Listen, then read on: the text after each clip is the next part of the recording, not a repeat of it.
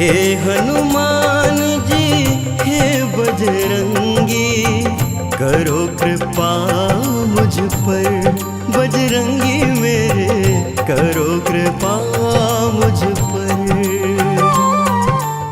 आज हनुमान जन्मोत्सव है। शहर के सभी मंदिरों में, हनुमान मंदिरों में रामायण पाठ, उनके जन्मोत्सव का कार्यक्रम चल रहा है। हनुमान जी राम जी के भक्त थे और उन्होंने राम जी की सेवा की। आज के युग में हनुमान जैसा भक्त बहुत कम मिलता है। आज हनुमान जन्मोत्सव पर मेरे साथ कवियत्री आशा रानी जैन आशु जी आई हैं। इनसे हम राम भक्त हनुमान और राम जी पर इनके लिखे जो छंद हैं वह हम सुनना चाहेंगे। हे हनुमान जी हे बजरंगी, करो कृपा मुझ पर, बजरंगी मेरे करो कृपा मुझ पर। आशा जी, आप हमारे स्टूडियो में आए। आज हनुमान जन्मोत्सव है जी। और आपने जो राम पर भी एक कविता, जब अयोध्या में भगवान राम का मंदिर में वो विराजमान हो रहे थे, तो आपने जो कविता भगवान राम पर जो आपकी चयनित हुई और हाड़ौती में से सिर्फ आपकी कविता चयनित हुई, तो ये हाड़ौती के लिए भी बड़ा गर्व का विषय है। तो वो जो कविता जो आपने भी जीती, जिसको पुरस्कार भी मिला, आप हमारे दर्शकों को सुने। जी, जय सिया राम, जैसे जय बजरंगबली। माँ शारदे की कृपा है कि एक गीत ऐसे ही लिखा गया माँ शारदे की कृपा से एक दिन जी। और वो गीत जब विश्व हास्य योग संघ, जो कि अंतर्राष्ट्रीय स्तर की एक संस्था है, उसके द्वारा आमंत्रित किया गया था जी कि पूरे भारत से सभी लोग अपनी कविताएं, गीत भेजें। उसमें मैंने अपना गीत भेजा था और उस गीत का पूरे हिंदुस्तान से 4 लोगों का चयन हुआ, उसमें से इस गीत का भी चयन हुआ।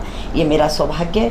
और उस गीत को मैं एक प्रश्न समाज के सामने उस गीत के माध्यम से मैं रख रही हूँ जी कि हम पूज रहे हैं नित्य राम को, निश्चित मुक्ति पाएंगे, लेकिन बोलो राम सरीखे क्या हम भी बन पाएंगे।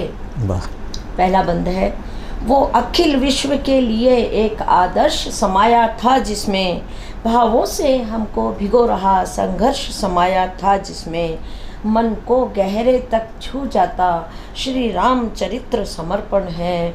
दशरथ नंदन का जीवन तो बस एक अनोखा तर्पण है।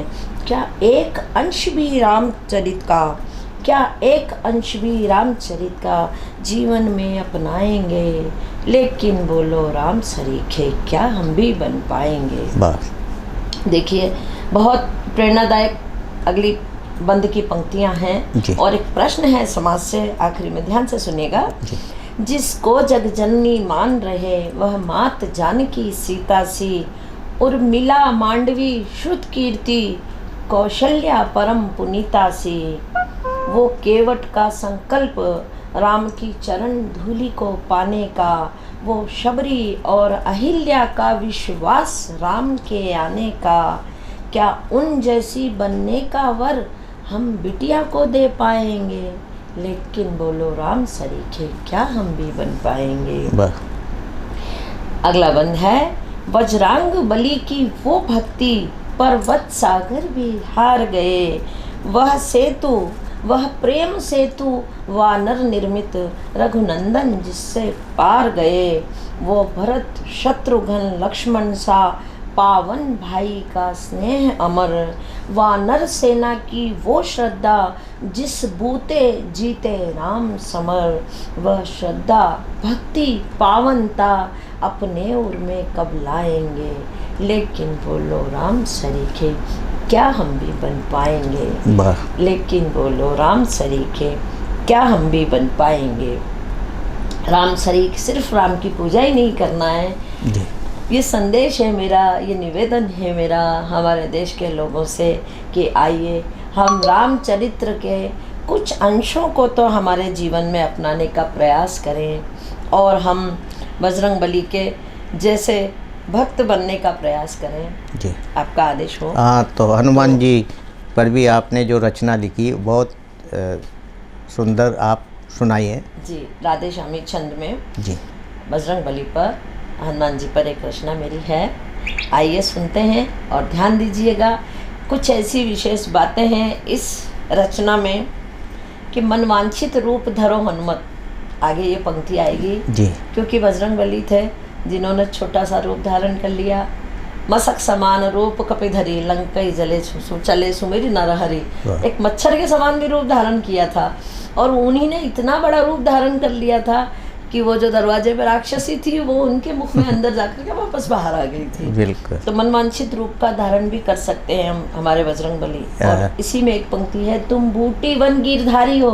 तो हमारे बजरंगबली गिरधारी भी हैं। हम भगवान कृष्ण को गिरधारी कहते हैं, लेकिन जब उस बूटी को लेकर के आए थे, पर्वत उठा लाए थे, पर्वत उठा के ले आए थे, तो हमारे बजरंगबली गिरधारी भी बन गए थे। बिल्कुल।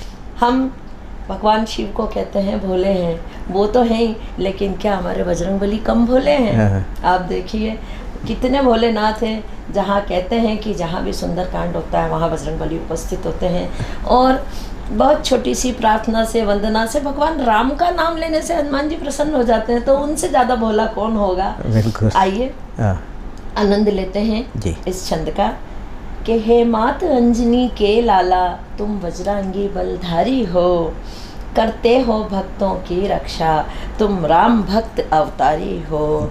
कंचन सी देह तुम्हारी है, अतुलित बल के तुम स्वामी हो। मनवांछित रूप धरो हनुमत, तुम पवन वेग से गामी हो।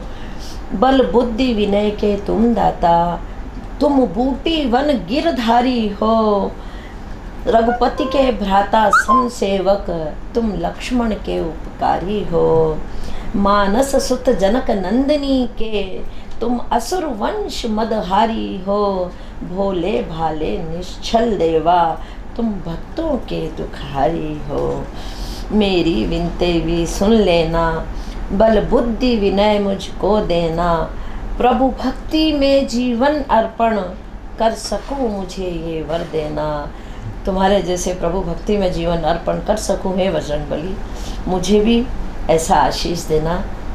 एक बार फिर से जय बजरंगबली। हम अक्सर बजरंगबली बोलते हैं तो कई बार एक शब्द को जब बार बार बोला जाता है तो उसका उच्चारण कुछ और ही हो जाता है। जी जी। जबकि बजरंग शब्द जो है असल में वो है वज्रांग।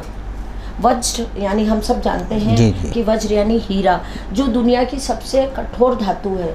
और ऐसा कहा जाता है जब हनुमान जी का अवतार हुआ था और जन्म लेते समय जिस चट्टान पर वो गिरे थे वो चट्टान के टुकड़े हो गए थे। अच्छा। क्योंकि उनके शरीर इतना कठोर, इतना मजबूत था जैसा वज्र यानी हीरा होता है। इसलिए असल में वो शब्द है वज्रांग बली, वज्र के समान कठोर मजबूत जिसके अंग हैं, वो बजरंग बली। तो उच्चारण में बोलते बोलते शब्द बदल गया है। जी।